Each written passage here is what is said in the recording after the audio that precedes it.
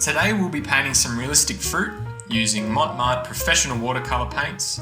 You're going to need some 300 GSM watercolour paper, and I'll be using filbert brushes with tack-line bristles. The set of 36 professional watercolour paints has a great selection of colours for the fruit we'll be painting today. First we start by transferring our image lightly onto the paper with tracing paper. I took some reference photos for this project, however you could also opt to work from life.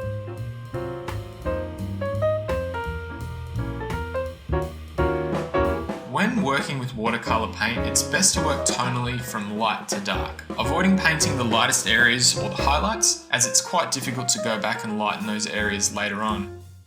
For the avocados, start with a light wash of lemon yellow followed by sap green to capture that gradient of colour inside the fruit.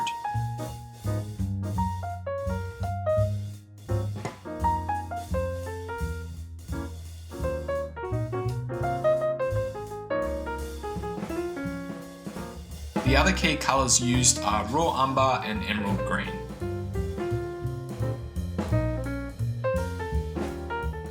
Now the reason I'm using filbert brushes is because they are more conducive to organic and soft edged brush marks, which makes them perfect for painting something like fruit.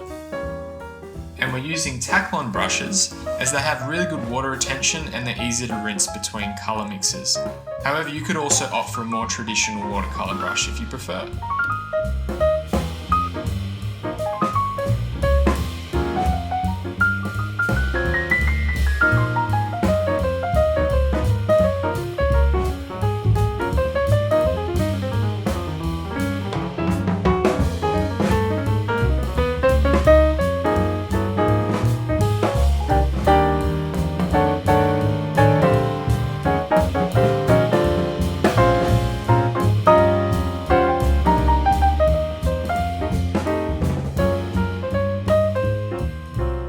When it comes to painting the orange, start with lemon yellow again, noticing the areas of the paper which are left, which gives the impression of highlights. Take your time capturing the cellular patterns of the orange flesh. It is tedious, but using your photo reference as a guide, it will come together at the end.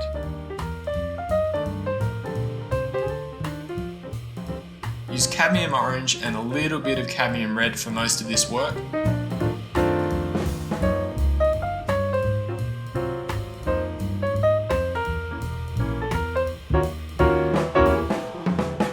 Notice how I'm painting the shadow of the fruit with Payne's grey to give the illusion that the fruit is three-dimensional.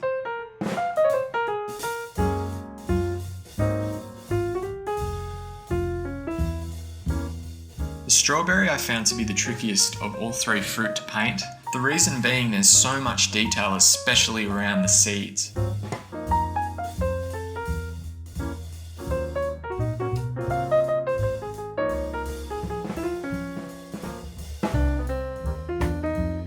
What I found to be the best tip and the thing that I took away from painting the strawberry is just take your time in defining the highlights that sit at the bottom or the top of the seed. This is really what sets off and gives definition to the painting.